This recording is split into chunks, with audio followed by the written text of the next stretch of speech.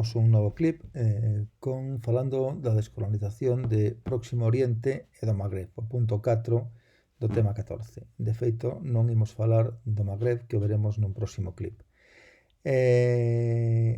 Todo isto que tedes aquí en pantalla é o que chamamos Oriente Próximo. Unha boa parte destes territorios, Irán non, pertenecían ao Imperio Otomán. O Imperio Otomán, como sabedes, despois da Primeira Guerra Mundial, pois disgregouse e polo Tratado de Paz que se asinou, o Tratado de Sèvres neste caso, pois asignáronse os seus territorios á Sociedade de Nacións que lle encomendou a súa administración a Francia e Inglaterra baixo a forma de mandatos. Entonces, os ingleses pois xestionaban Israel, o que é o actual Israel, a actual Xordania, a actual Irak e a Península Arábiga tamén. Mentras que Francia xestionaba a Siria e o Líbano, o que actualmente son a Siria e o Líbano. Isto foi a división que se fixo sobre o que era territorios do Imperio Otomán. Esta é unha zona moi importante porque aquí, toda esta zona, están as maiores reservas de petróleo do mundo, ao redor do Golfo Pérsico, que é este de aquí, e entonces pois, é unha zona altamente estratégica. Estas fronteiras que se estableceron despois do Tratado de Sèvres pois foron, como vedes, en moitos casos son liñas rectas. Tamén é lógico que sexan así porque estamos falando de deserto. Aquí pois, a poboación en estas zonas, a non ser nas zonas do Éufrates e o Tigris, en Siria, nos vales, aquí próximos á costa do Orontes, en Damasco e por aquí, pois pouca poboación hai na zona que é desértica, que é todo isto hacia aquí, hacia o centro. Vale, no poder, aquí, os ingleses, despois da Segunda Guerra Mundial, cando deron a independencia, pois, entre as promesas que fixeran, porque lle prometeran a todo o mundo de todo, os israelitas un Estado, tanto a familia Saúd, que dominaba a Península Arábiga, menos a Meca, que estaba en mans de Faisal, que era o xerife da Meca, a todos lles prometeran a Arabia Saudita, entonces tuveron que compensar a uns con outros, e a familia Saúd deronlle a Arabia Saudita, que como se dixeran a familia Borbón, damoslle a España, sería España borbónica, pois aquí é Arabia Saudí. E os fillos de Faisal, o xerife da Meca, deronlles Xordania e Irak como reis de Xordania, rei de Irak. O de Irak xa non existe, o rei non é un reino, pero en Xordania sí que ainda sigue sendo un reino hoxe en día. Bueno, e imos un pouco por partes. Tamén despois o que veu a destrozar todo isto, ser un factor de inestabilidade total, foi a creación en 1948 do Estado de Israel aquí. Imos a empezar con eso precisamente con esa creación do Estado de Israel. Antes de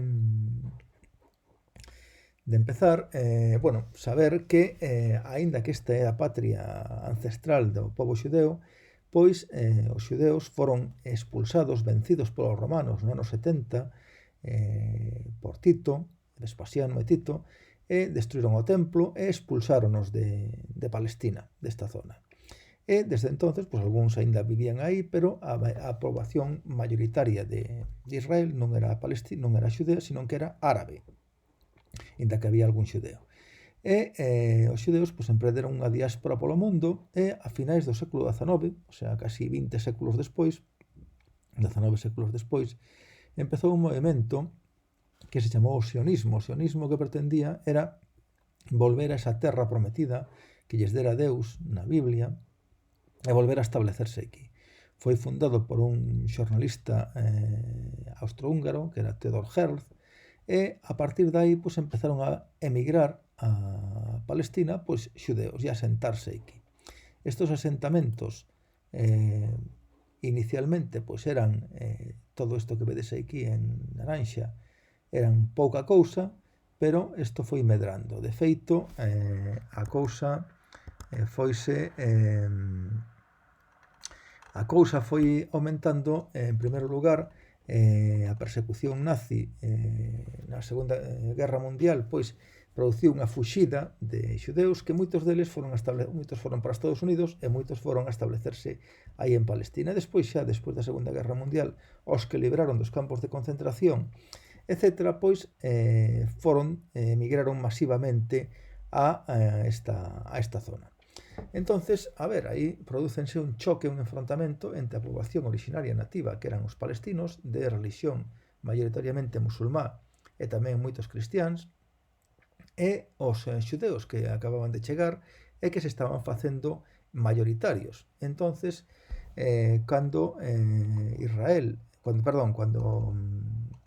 Inglaterra ia a abandonar ou a ceder o mandato sobre esos territorios, pois sentíase presionado por un lado polos xudeus, polos palestinos, e propoñíase un reparto dos territorios entre xudeus e palestinos. Ningún aceptaba hasta que a Asamblea Xeral das Nacións Unidas propuxo unha partición, dándolle unha parte aos xudeus e outra aos palestinos e quedando Xerusalén como un espacio internacional, unha cidade, digamos así, a medias. Foi aceptado polos xudeus, pero non foi aceptado polos árabes. E así naceu en 1948 o Estado de Israel. Pero imos a ver un pouco tamén os novos estados árabes que foron xurdindo en esa época. Bueno, como víamos, pois temos aquí no mapa, en primeiro lugar, pois temos que Irak independizouse no ano 45, baixo fórmula de un reinado. No 46 foron Siria e o Líbano, que de feito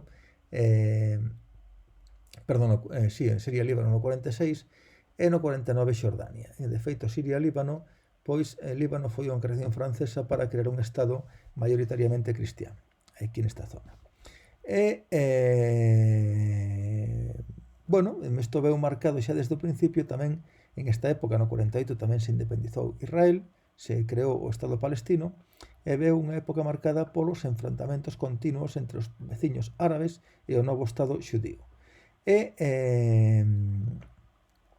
destacar tamén aquí que nesta época empezou a medrar un movimento que é o movimento panarabista, que pretendía a unión de todos os árabes. Unha cousa son os árabes e outra os musulmáns. Árabes son estes povos, Siria, Irak, Arabia Saudita, todos estes povos da Península Arábiga, Irak, Siria, Líbano, Xordania, Exipto e todo o Magreb, pero musulmáns, pero por exemplo Irán é musulmana, de religión musulmá, pero non é árabe, mentre que por exemplo Líbano é maioritariamente cristiano, anda que hai moito musulmán tamén, unha mitad da poboación, pero son árabes, falan árabe, mentre que os iraníes non son árabes. Entonces, este movimento panarabista deu lugar a un partido, que é o Partido Baas, que de feito aquí no logo do Partido Baas pois temos o que son os territorios árabes, por así decirlo, toda a Península Arábiga, Siria, Irak, Exipto, o Sudán, todo o norte de África, Libia, Arxelia, Marrocos, Mauritania. Isto é os países árabes. Este partido, o Partido Baas, foi fundado, curiosamente, por un cristián sirio que era Michel Aflaq, que promovía este movimento panarabista. Este Partido Baas, de feito, aínda goberna hoxe en Siria e gobernou en Irak, aínda que se levaban mal os dous partidos nacionais, tanto en Siria como en Irak, gobernou hasta Saddam Hussein, hasta que foi deposto pola invasión americana do ano 2003. Bueno, seguimos con estas independencias destes países.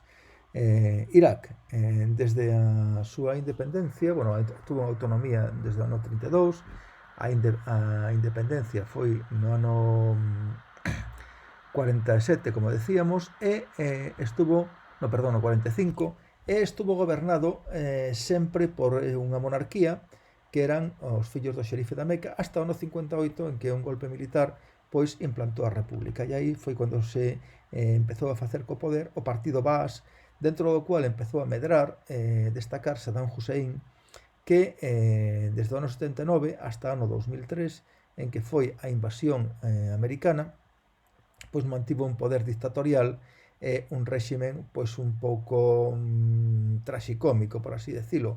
É unha dictadura bastante cruel que oprimía as minorías e non admitía ningún tipo de oposición. Saddam Hussein, se non o coñecedes, teño por aquí, era este señor. Isto era despois cando o colgaron, xa despois de capturalo, porque estuvo fuxido desde que foi a invasión. Isto era cando capturaron os americanos e despois aforcaron, colgaron na, que era o que estábamos vendo aquí cando o executaron. Bueno, pois que máis nos queda por comentar desto? Bueno, hai outra cousa. Saddam Hussein decía que foi un réxime bastante cruel porque, entre outras cousas, masacrou os kurdos. Os kurdos son un pobo que viven aquí a cabalo entre Irán, Irak, Siria e Turquía. En Irán están máis ou menos ben. En Irak foron moi perseguidos e agora son prácticamente independentes. En Siria tamén teñen formado unha franxa medianamente independente desde que están en guerra civil. E en Turquía son tamén perseguidos. Aquí, cando se disolveu o Imperio Otomano, planteouse formar un estado kurdo, pero non se fixo. Eso foi unha das cousas que quedou pendente, unha saída para este pobo dividido entre 4 estados. Vale. Que máis cousas temos que falar? Exipto, inda que non o temos aquí neste mapa. Bueno, Exipto está aquí. Exipto xa se independizara dos ingleses antes. E despois da Segunda Guerra Mundial, pois restableceuse a monarquía do rei Farouk, que, bueno, da dinastía de Mohamed Ali, e este home, pois, era un réxime bastante corrupto, e foi deposto no ano 52 por un golpe militar. Bueno, pon aquí despois da derrota na Primeira Guerra Árabe-Israelí. Despois falaremos das guerras árabes-israelitas, pero en cuanto se proclamou o Estado de Israel, todos os veciños atacaron a Israel e foron derrotados na Primeira Guerra Árabe-Israelí. E despois desta derrota, pois, unha revolución en Exipto no 52 derrocou a monarquía e chegou ao poder un grupo de militares nacionalistas que estaban encabezados por Nasser. Nasser era este home que xa vimos na conferencia de Bandung como un dos líderes do mundo descolonizado. E este home, pois, creou un réximen que foi bastante popular, adquiriu bastante popularidade, sobre todo despois da crise do Canal de Suez. El, como xa comentamos cando falamos desta crise, no 56 nacionalizou o Canal de Suez, o cual deu lugar a unha intervención armada de Gran Bretaña e Francia, e a outra intervención armada por parte de Israel, que ocupou toda a península do Sinai. A península do Sinai é este territorio que temos aquí. E o Canal de Suez estaría aquí. Bueno, pois, despois, como xa vimos, a intervención americana e soviética fixo retirarse a ingleses e franceses e supuxo un triunfo diplomático e de imaxe rotundo para este home, para Nasser, que o levou a convertirse nun dos líderes do mundo árabe. Incluso en ese momento, pois, en base a seu prestixio, pois, propugnouse e creouse unha unión tanto con Siria como con Exipto, e creouse un país unificado que era a República Árabe Unida, a RAU. Era unha cousa un pouco descabelada, porque aquí temos a Exipto, aquí temos a Siria e aquí temos a Yemen. Isto durou moi pouco e, de feito, pois, os militares nacionalistas sirios, pois, en 2 ou 3 anos, no ano 63, despois da unión, pois, acabaron con esta RAU, con esta, bueno, que durou desde o 58 hasta o 63.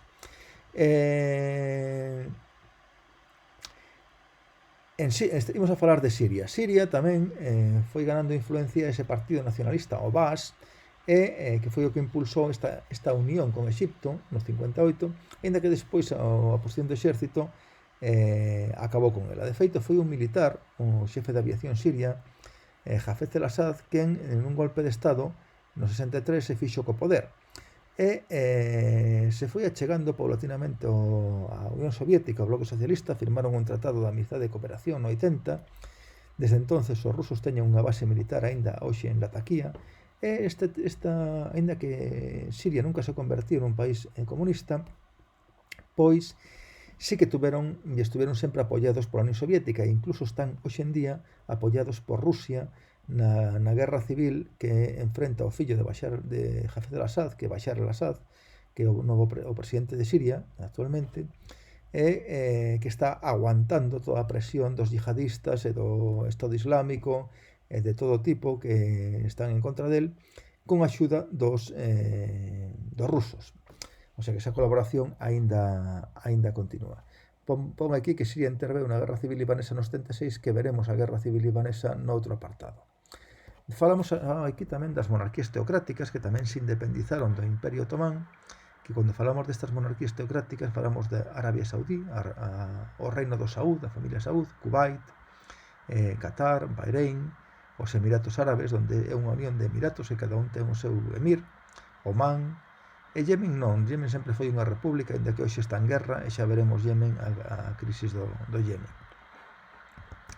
Vale, quédanos falar un pouco, bueno, estas monarquías teocráticas do Golfo, pois son os propietarios desas maiores reservas de petróleo. Son reximes casi feudais, rexidas pola lei islámica, onde non se respeta ningún tipo de dereitos humanos, pero que sempre mantiveron moi boas relacións cos países occidentais, que miraron para outro lado cando se trata de todas estas cousas que pedimos para os nosos países, dereitos para as mulleres, dereitos humanos, e ainda se está gravando últimamente co actual primeiro ministro e príncipe heredeiro Mohammed bin Salman, o fillo do rei Salman, que está pois levando a cabo unha política de encarceramento de todo tipo de oposición.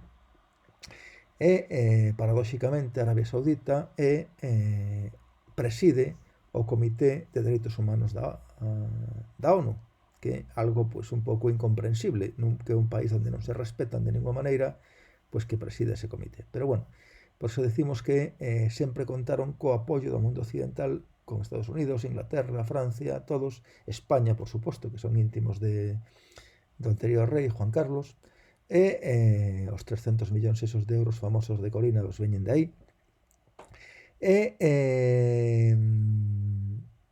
Bueno, que en eso seguimos. E imos a falar agora das guerras entre árabes e israelitas. Como decíamos, no 48, o Reino Unido retirouse, concedeulles ese estado que lle concedeu a ONU realmente aos israelitas, e isto pasou, como víamos aquí neste mapa, as sucesivas ocupacións, digamos que no ano 48, pois este era o mapa. Os xudeus ocupaban todo isto, e quedaba Cisjordania e Gaza, que eran as zonas maioritariamente de poboación palestina. Hoxe en día aínda se meteron máis nesas zonas. Bueno, pois cando se produciu esta circunstancia, a independencia do Estado xudeu, pois os países limítrofes pois atacaron a Israel. Entre maio do 48 e xaneiro do 49, a primeira guerra árabe-israelí, que resolveuse con victoria israelita, o cual lle permitiu pois, ampliar territorio, recibir novos inmigrantes e que moitos palestinos tuveran que emigrar e abandonar as terras ocupadas por Israel, establecerse nas zonas estas que decíamos de Cisjordania e tamén no sur do Líbano. Tamén marcharon a moitos países limítrofes, moitos foron a Xordania, a Exipto, ao Líbano, a Siria, e tamén moitos marcharon aos países do Golfo que estaban nese momento nun auxe económico ao calor das explotacións petrolíferas. Vale, empezou a producirse unha gran diáspora de palestinos. Esa foi a primeira guerra árabe-israelí. A segunda foi cando Israel atacou a Exipto, aproveitando o tema da crise do canal, que xa falamos, a intervención de británicos e franceses, e invadiu a península do Sinai. Eso foi no ano 56. No 67 tuvo lugar a Guerra dos 6 días, porque Exipto bloqueou o porto de Aqaba. O porto de Aqaba Aqaba está aquí. Vamos a ver onde está Aqaba. En un mapa, mellor en este, Aqaba está aquí. É a saída de Israel ao mar Vermello. Entón, ese bloqueo aquí levou a que Israel contraatacase e en moi pouco tempo, en 6 días, pois prácticamente dominou toda Xerusalén, dominou, venceu a Xordania, ocupou Gaza, a península do Sinaí, os altos de Golán en Siria, etc. A reacción a esta guerra foi no ano 73, 5 anos máis tarde, 4 anos máis tarde, a guerra do Yom Kippur, en que Exipto e Siria trataron de recuperar os territorios perdidos e foron derrotados outra vez. A partir de aí houve xa un intento de solventar diplomáticamente pois esta cuestión con intervención de Jimmy Carter, o presidente americano que aínda vive con 100 anos, creo que ten, ou por aí. Jimmy Carter reuniu aos primeiros ministros, o primeiro ministro de Israel, a Menachem Begin, e Anwar el-Sadat, o presidente de Exipto, e no ano 78 en Camp David asinaron uns acordos que implicaron a devolución do Sinaí a Exipto e bueno, a normalización de relacións entre os dous países. Bueno, isto da Guerra Civil do Líbano verémolo máis adiante, e imos a falar un pouco do problema palestino. Como vemos, os palestinos tiveron que marchar, fuxir das súas terras ocupadas por Israel e espallarse por todos os países limítrofes. No 64 fundouse a que se chamou a OLP, Organización para a Liberación de Palestina, que 10 anos máis tarde foi recoñecida como a ONU como representante do povo palestino. A OLP pois, estableceuse nos países limítrofes, en Líbano, en Xordania, en Siria, en Exipto, e dedicábase a atacar a Israel. De feito, as operacións desde o Líbano foron as que provocaron despois a Guerra Civil no Líbano. Foi, digamos, a OLP o desencadeante deste. A OLP estaba dirixida por este home que era Yasser Arafat, que sempre iba con este pañuelo palestino, a Kifa, que foi o que puxo de moda tamén por aquí así entre os progres, e este era o dirixente da OLP. Aquí tedes de novo, xa de máis vello. Bueno, esta OLP pois estuvo sempre en loita contra Israel, máis ou menos, con máis ou menos intensidade, e no ano 87 empezou a haber unha serie de movimentos, levantamentos populares palestinos contra Israel. Era continuamente mulleres, nenos, todo o mundo a pedras contra o exército de Israel nos territorios ocupados, continuo todos os días. Isto é o que se chamou as intifadas, a primeira e a segunda intifada. E a primeira intifada pois, deu lugar a uns acordos entre Israel e a OLP, polo que se creou non un Estado libre palestino, pero sí con unha autonomía que sería crear uns territorios como un Estado palestino, pero sin ser un país independente, en Cisjordania e na Franxa de Gaza, que se chegou a facer. Empezou a estar gobernado isto por Arafat hasta a súa morte, despois sucedendo Mahmoud Abbas baixo a dirección de Fatah, que era a principal organización da OLP, pero despois en Gaza apareceu un novo grupo máis radical, que era Hamas, que se fixo co control desta zona e que se dedicou a atacar sistemáticamente a Israel sin respetar un pouco os seus acordos de paz e escapando o control tamén da Organización para a Liberación de Palestina. Eso pois deu lugar a outras, esta segunda intifada, e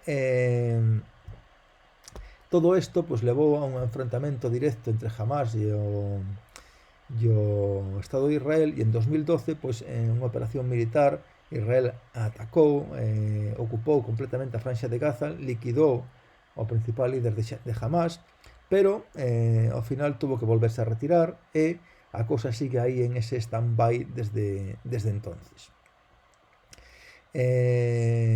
Tamén hai moi chama a atención ao verelo na prensa Israel, que está construindo un muro ao redor de todos estes asentamentos palestinos, donde esos palestinos, pois diariamente, porque aí non teñen prácticamente nada, salen a traballar a industrias, a fábricas, a construción a Israel e volven pola noite ás súas casas.